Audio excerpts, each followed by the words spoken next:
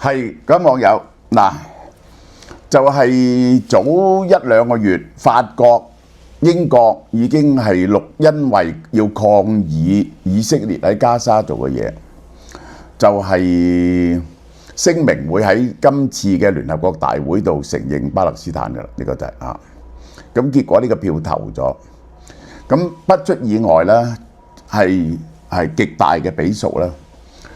嗱，我係想好客觀地將成件事個脈絡由頭到尾講一次俾大家聽嚇。我唔加以評論，你哋自己去諗諗，呢個就係呢件事係點樣。好啦，嗱，加侖金魚未試過買到咁平嘅188蚊。呢一個奶黃金魚，呢一個係呢個白蓮蓉198蚊。而家咧買5盒咧，仲送一個5盒啫喎，送一個三葱呢個沈家三星葱花生俾你，10盒送一個文蛋油，20盒送一個魚子醬，你夾埋啲兄弟姊妹或者啲同事嚟買啦，呢個就係即係又平咗好多。聯合國大會今日通過咗一項決議，支持推動以色列同巴勒斯坦兩個方案。嗱，佢已經就驚俾美國同埋呢個以色列鬧，所以已經排除咗哈馬斯參加。呢個係呢個巴勒斯坦國係唔准哈馬斯參加嘅。聯合國大會142票贊成 overwhelming， 10票反對，12票棄權。呢項決議明確譴責哈馬斯，話佢襲擊以色列係唔啱嘅。嗱，呢個都係我嘅立場，要求呢個武裝組織交出全部嘅武器。如果唔係咧，就可以拉佢哋啦，拎佢哋去審啦。呢個就係應該可以拉哈馬斯啲人，我贊成拉哈馬斯啲人。呢個決議正式係和平解決巴勒斯坦問題及落實兩國方案嘅紐約宣言。以後呢個變咗歷史文件啦。紐約宣言係世界上絕大多數國家。哈馬斯一定要釋放所有嘅人質。聯合國譴責哈馬斯喺2023年10月7號對平民發動嘅襲擊，呢個係恐怖主義襲擊。咁所以呢，哈馬斯係唔啱嘅。如果佢哋唔放低武器呢，係可以殺死佢哋嘅。呢個首先係咁。呼籲集體行動結束加沙戰爭，實現以兩國方案為基礎嘅公平、公正、和平、持久解決以巴衝突。喺呢笪地方建立兩個和平相處嘅國家。巴勒斯坦自治政府副主席謝核表示歡迎，展示咗國際社會支持我哋人民權利嘅意願，並構成結束佔領、實現獨立建國嘅進一步。以色列就批評聯合國大會表決支持建立一個冇哈馬斯嘅巴勒斯坦國係可恥之舉。點解呢？點解係一個可恥之舉呢？冇哈馬斯將會鼓勵呢個武裝組織繼續戰爭。話要排除哈馬斯，點解係鼓勵佢繼續戰爭呢？以色列總理內塔尼亞胡今日喺約旦河西岸一個團墾計劃簽署儀式上發表講話，永遠唔會有巴勒斯坦國，即係成笪土地以色列係食晒嘅。呢個地方屬於我哋嘅，得意！我哋守護我哋嘅全城土地同安全，我哋將使呢個城市嘅人口倍增。即係咧，搞到佢變咗千幾萬人啦，由嗰陣時百幾萬人開始咁就靠嗰啲傳統嘅猶太人一個生10個8個仔嘅。對上一次有美國官員表態支持巴勒斯坦建國係拜登時期，2024年，拜登全然堅定承諾巴勒斯坦建國，講明當日美國政府嘅立場仲係支持巴勒斯坦建國嘅。Donald Trump 就冇講過呢樣嘢。Donald Trump 冇講過呢樣嘢。好啦，我而家再講，我將個歷史數一次俾大家聽。原本巴勒斯坦地區全部去到呢個時候咧，去到呢個20世紀初年咧，係完全冇猶太人嘅。即係有猶太人都係1000幾百人咁上下啦，冇嘅。猶太人係極少數。1917年第一次世界大戰嗰陣時，我咪講過啦 ，Belfast Declaration。因為點解有個 Belfast Declaration 咧？當時咧英國咧就係英國就係佔領咗呢個巴勒斯坦，咁佢咧就話佢要討好嗰啲猶太人啊，因為猶太人支持呢個用錢去支持英國打第一次世界大戰，所以佢發出呢樣嘢，係想嗰啲猶太富豪支持英國打仗，借錢俾英國，公開支持猶太喺巴勒斯坦建立民族國家。於是嗰啲人就移民。嗱，較早時期咧，猶太復國主義咧，基本上係投咗票，係喺呢個南美建立呢個猶太國嘅喎。本來係去到呢度咧，就要翻去巴勒斯坦啦。嗱，嗰陣時就係咁樣嘅，呢個就係呢個當時就係咁樣嘅，呢個就係整個巴勒斯坦。1917年完全係呢一個巴勒斯坦人住嘅。好啦，後來英國因為巴勒斯坦人唔中意，哇！你咁樣移嚟，我哋香港150人都嘈啦，咁你數以萬計咁搬過嚟點咧？同埋咧，因為阿拉伯人咧就開始發現咗石油，咁於是阿拉伯人咧就開始有權講嘢，英國咧就唔再俾嗰啲猶太人搬去巴勒斯坦。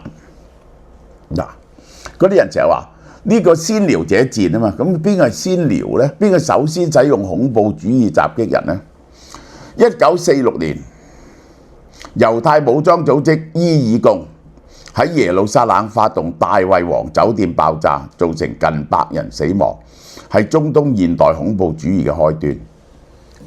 我哋識得嘅恐怖主義就由呢件事開始。而呢一個主持呢一個襲擊嘅人，後來做咗以色列總理㗎，叫做貝堅啊。以色列嘅總理就係呢個恐怖主義襲擊嘅主使者，呢個就係呢個就係好啦。咁開始咧，嗰啲猶太人咧就搬去呢啲地方住，開始搬去。尤其是開頭好多喺海法喺呢度沿岸。咁去到1947年咧，英國就要退出巴勒斯坦啦。咁點咧？兩邊溝埋啲人住，咪即係好容易變得衝突啦。咁1947年咧就試圖以決議解決巴以爭端，通過呢個叫181號決議，將英國託管嘅巴勒斯坦國分為猶太國同阿拉伯國，並將耶路撒冷置於國際管理之下。當日嘅決議係咁樣，但係呢個咧聯合國咧呢一個咁樣嘅呢個咧係一個建議嚟嘅啫，其實係因為咧你冇權逼當地嘅人咧同意嘅。咁當然巴勒斯坦人唔同意啦，因為咧佢話劃得唔公道。呢個猶太人少，唔好講話以前係邊個嘅，而猶太人當時係少過阿拉伯人好多，但係佢佔嘅土地咧係大過阿拉伯人。當時係咁樣劃分嘅，綠色嘅地區就係俾以色列人，黃色嘅地區咧就俾阿拉伯人。當時猶太人接受咗方案，隔年宣布建國，而阿拉伯人同巴勒斯坦人咧堅決拒絕，於是引發第一次中東戰爭。戰後本來咧以色列爭啲亡國啊，爭啲亡國，嗰陣時佢冇乜武力㗎。呢個美國就叫停戰，然後呢，嗰2個禮拜排山倒海咁運武器去，全世界嘅猶太人去支援，反敗為勝。結果以色列控制嘅領土遠超過聯合國嘅劃定範圍喎。嗱，呢個就係咁啦。咁咧就變咗咁 Q 樣。呢啲咧就係以色列嘅，呢啲地方咧就係巴勒斯坦嘅。到咗1967年6月戰爭。另一個分水嶺，其實咧1967年嘅6日戰爭咧，就係以色列咧係突襲呢一個埃及嘅，突襲埃及。以色列短短6日佔領咗西岸、加沙、東耶路撒冷、哥蘭高地同西奈半島。咁於是聯合國安全理事會咧冇辦法啦，你已經打咗咁多地方，又整咗個叫做聯合國242號決議案，巴勒斯坦人你讓多啲地出嚟到換和平啦咁，要求咧以色列由一啲佔領地撤出，但係阿拉伯國家一定要承認以色列嘅生存同安全。呢個決議到而家都未能夠執行。嗱，呢個決議咧係過咗安全理事會嘅，係美國同意嘅，係要求佢係咁樣劃分。耶路撒冷咧就分為東耶路撒冷同西耶路撒冷。東耶路撒冷咧就係巴勒斯坦人嘅，西耶路撒冷咧就係猶太人嘅。要求呢個就係242號決議案，要求咁劃分。好啦，嗱，一路雙方有爭端，我唔好講呢個。我唔好講歷史嘅恩怨，我講係雙方 agree 咗乜嘢。1993年即係1995年，以色列同巴勒斯坦組織簽署奧斯陸協議。嗱，Clinton主持，雙方握手達成咗出嚟嘅協議係點呢？就係建立兩個國家。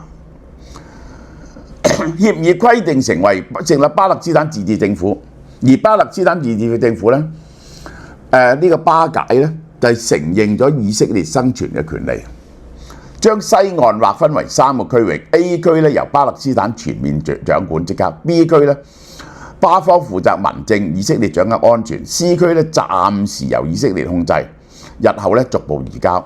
嗱就係咁，先係 A 區巴勒斯坦政府完全管晒。B 區巴勒斯坦管民政 ，C 區暫時以色列控制，然後以色列係要逐步撤出，以色列係要將喺嗰度嘅 settlement 猶太人搬咗嚟呢度嗰啲咧係拆除而搬走嘅。當日嘅 agreement 係咁嘅。雙方同意5年過渡期間咧，就耶路撒冷難民邊界及定居點展開談判，結果以色列總理拉賓遇刺身亡，於是就發生咗衝突。呢個最終成為兇民嚇。到咗今日咧，約旦河西岸嘅現況同奧斯陸嘅藍圖已經南轅北轍啦。以色列係全面控制咗60%嘅土地，包括咗最肥沃嘅農地、水資源、主要嘅交通線。並且喺該區設立咗150個官方定居點，過百個非法填哨，即係咧，佢本來應該係凍結同拆除嗰個定居點咧，佢而家再整多咗150個定居點，同埋啲哨站喺嗰度。巴勒斯坦而家政府咧喺 A 區同 P 區有限使用權力，但義軍隨時衝入去嘅。隔離牆同檢查咧，將約旦河西岸割裂，使到巴勒斯坦人活喺4分5裂嘅飛地之中。即係點呢？巴勒斯坦人咧，佢好多個 checkpoint 啊！你由即係譬如我哋香港俾佢佔領咗，你由香港由北角去灣仔咁啊，要經過佢檢查喎，佢有通行證先俾你過去。於是產生無窮嘅衝突，最大嘅無窮衝突係點呢？就係以色列不停搬人入去約旦河西岸。1993年奧斯陸協議嗰時咧，西岸總共有20萬以色列定居者，本來好容易搞，將20萬定居者撤走咗，咁咧就雙方咧就建立兩個國家。本來個計劃係咁，到而家有70萬至75萬以色列猶太人居住喺1967年以來佔領嘅西岸領土。搬多咗50幾萬人入去，係70幾萬人喺約旦河西岸嗰度，佔領咗60%最肥沃嘅土地。但而家咧呢個巴勒斯坦人嘅地方咧就變咗咁樣，仲加每點都有 checkpoint 嘅，你由一點去第二點。好啦，我哋睇下雙方啊，都係有使用呢個暴力嘅事件。即係呢個我唔好講話呢個以色列軍隊開槍射殺示威群眾嚇，嗰啲細路仔掟石，咁你就射殺佢咁樣。就係咧，亦都有以色列嗰啲定居者啊，佢哋係有武器嘅，係去襲擊嗰啲巴勒斯坦人。2000至2005年第二次因為咁樣嗰啲約旦河西岸嘅人咧有起義咗2次，有3000個巴勒斯坦人、1000個以色列人喪生，1-3呢度。2008年至2022年咧，戰火集中喺加沙，呢個咧就係呢一個哈馬斯啊，就有用火箭襲擊，咁然後咧以色列咧就轟炸翻佢啦。估計死咗6400個巴勒斯坦人，300個以色列人。喺呢個長達呢一個係14年入邊，巴勒斯坦哈馬斯襲擊呢個以色列係殺死咗300個人，以色列嘅報復係殺死咗6400人。2023年10月7號之前，西岸嗰邊咧就有200至250個巴勒斯坦人，28個以色列人死喺互相衝突之下。哈馬斯喺2023年10月7號發動大規模襲擊，呢個就係呢次嘅引爆點。以色列有1175人死亡，死咗1175人。然後西岸持續嗱，唔係加沙嗰邊嚇，加沙主要戰役啊。西岸呢個以色列人咧繼續鎮壓，喺西岸有1000個巴勒斯坦人被以軍或者定居者殺害，而1個以色列人都冇死到。喺西岸啫已經殺咗1000個巴勒斯坦人。加沙唔使講啦，2025年9月死亡人數64800人，受傷人數16萬幾人。而以色列打入去咧，士兵死咗900人。結果打入去嘅士兵死嘅人數咧，同佢恐怖襲擊嘅人數咧差唔多。呢個咧係近代歷史上佢哋計過平民傷亡比重最高嘅一次戰爭。呢64000人咧有84% 係平民，係大半係婦孺。呢個就係咁呢個就係事實，呢個就係事實我嘅立場從來都認為呢啲咁嘅問題咧，哈馬斯你可以趕絕佢，但係一定要政治解決，建立兩國。呢個係全世界愛好和平人民嘅願望。好啦，電子消費券3000蚊就送健骨素，5000蚊犀利啦！送乜嘢啊？送呢一個 Urian 純素旅行套裝，呢個帶去旅行嘅4件護膚，麻豆文蛋油，韓國腸道輕盈酵素160蚊，5000蚊好抵嚇。有人問我可唔可以整啲10000蚊嘅好，我整啲10000蚊嘅俾你攤下，好嘛 ？OK， 好啦，嗱呢隻嘢新嘢嚟嘅，鄭重推薦。呢隻叫 iDune 咧，中文係伊敦，喺呢個北歐神話入邊咧，就係掌管青春同埋黃金蘋果嘅女神，等眾神永葆青春嘅。呢隻咧係極水潤面霜，含天然成分，有積雪草茶樹綠草啲咁嘢啦，摩洛哥堅果油。嗱，佢咧就係令你美白改善皺紋嘅。佢嘅特別喺邊度呢？佢係有特色嘅。普通面霜咧，油同水溝埋變咗乳液，睇唔到冇水喎，純粹嘅水霧嘅。iDune 咧極水潤霜，保持咗原子嘅水分。點樣保持到呢？嗰啲水咧唔係同嗰啲 cream 溝埋嘅，水係俾直包裹住嘅。抹嗰時咧，你感覺到卜卜聲喎。嗰陣時由直膠入邊啲水噴發出嚟。明顯見到水，而嗰啲水輕拍入咗皮膚咧，嗰啲直層咧就保護住佢，唔會走翻出嚟。咁呢個係好多種用途嘅，呢個就係包括睡眠面膜保濕呢個塗抹粉底之類都可以用嘅。呢個就係佢係好大盒嘅呢個嘢，480 ml 呢個咧就用一季都用唔完啦。呢個就係432蚊，呢個就係